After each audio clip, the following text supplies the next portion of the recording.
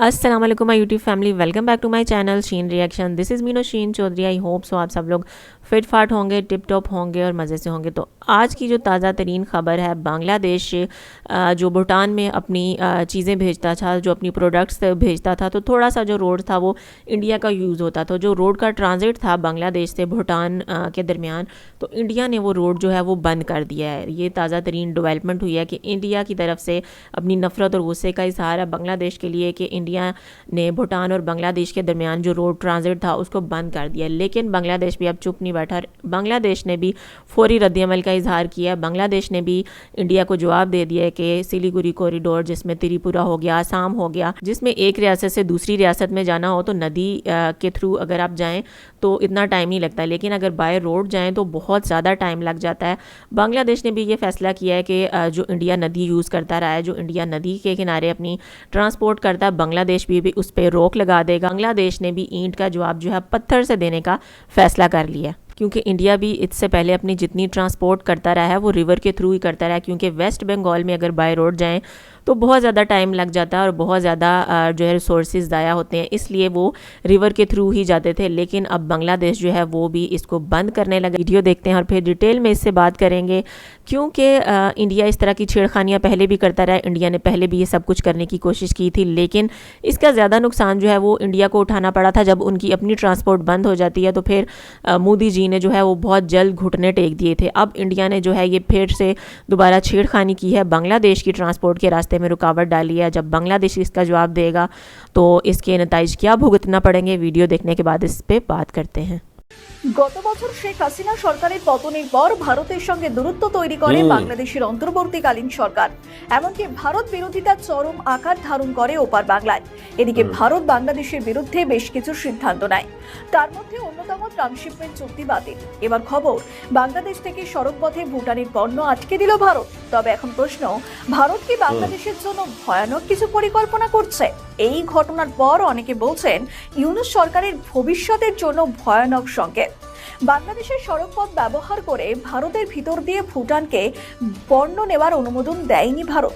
তাই থাইল্যান্ড থেকে আসা জাহাজে করে ভুটানের কিছু পণ্য বুড়িমারি স্থলবন্দরে আটকে দেয় ভারত। জানা গিয়েছে ব্যাংককের আবিদ ট্রেডিং কোম্পানি লিমিটেড একেবারে 28 সেপ্টেম্বর ভুটানের আমদানিকারক প্রতিষ্ঠান আবিদ ট্রেডিং এর জন্য সব ধরনের পণ্য কন্টেনারে পাঠায়। থাইল্যান্ডের ল্যামচাবাং বন্দর থেকে পাঠানো ওই চালান 22 সেপ্টেম্বর চট্টগ্রাম সমুদ্র বন্দরে এসে পৌঁছয়। এরপর বুড়িমারি স্থলবন্দরের ইয়ার্ডে কন্টেনারটি আনা হয়। তার জন্য জানা গিয়েছে বাংলাদেশ থেকে সড়ক পথে ভারত হয়ে ভুটানের ট্রান্সশিপমেন্ট একেবারে পণ্য যেতে প্রয়োজনীয় অনুমোদন ওই স্থলবন্দর পায়নি।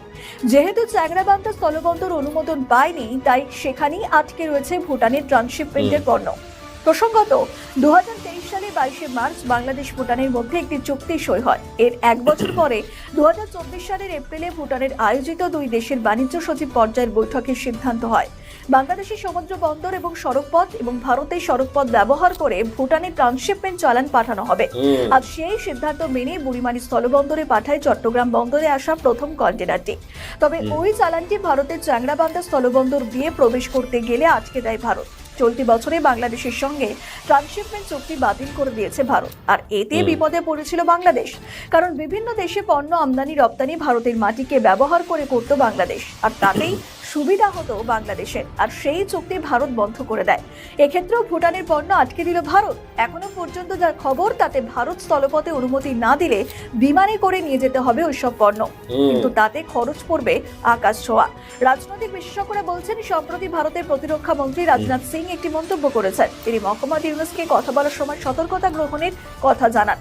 অর্থাৎ যেভাবে দিনে দিনে বাংলাদেশের মাটিতে ভারত বিরোধিতা বাড়ছে, তাতে ভারত কঠোর হতে বাধ্য হচ্ছে। বাংলাদেশের অন্তর্বর্তী সরকারকে ধারে ভারে বুঝিয়ে দিচ্ছে ভারত চাইলে অনেক ক্ষেত্রেই বিপদে পড়তে পারে মোহাম্মদ ইউনূসের দেশ। অন্যদিকে বাংলাদেশ সরকারের তরফে শেখ হাসিনার প্রত্যর্পণ নিয়ে ভারতকে চিঠি দিয়েছে তারা। ভারত জানিয়েছে সেটা পরীক্ষা করে দেখছে। তার মধ্যে ভারত যে বাংলাদেশের আসন্ন নির্বাচন নিয়ে অন্তর্ভুক্তিমূলক চাইছে সেটা পরিষ্কার।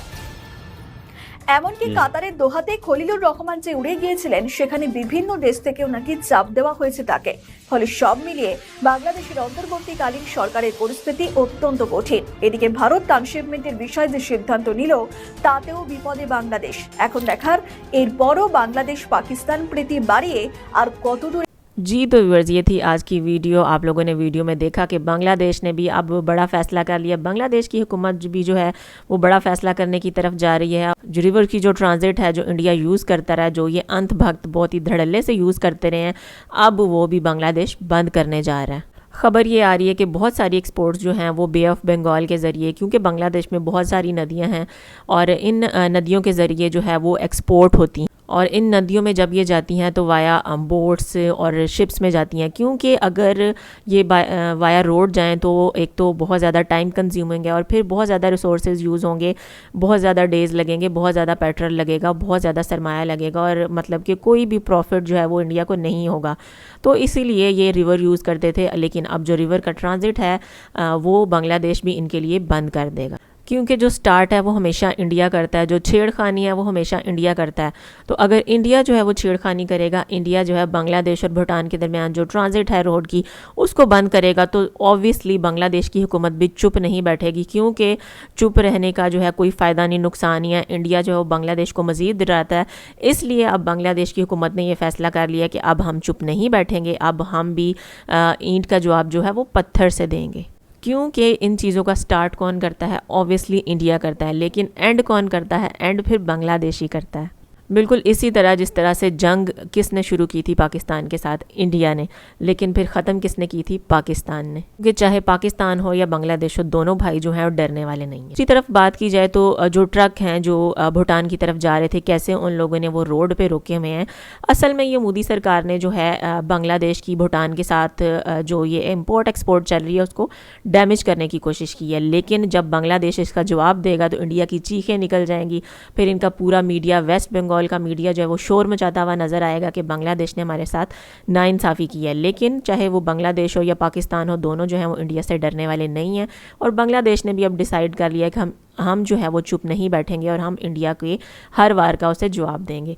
ज़रूर बताइएगा आपका इसके बारे में क्या ख्याल है। वीडियो अच्छी लगी हो तो वीडियो को लाइक कर दें, चैनल पर नहीं हो तो चैनल को सब्सक्राइब कर दें और बेल आइकन को हल्का सा प्रेस कर दें। मिलती हूँ नेक्स्ट वीडियो में। Till then stay healthy, stay wealthy, stay awesome. अल्लाह हाफिज़।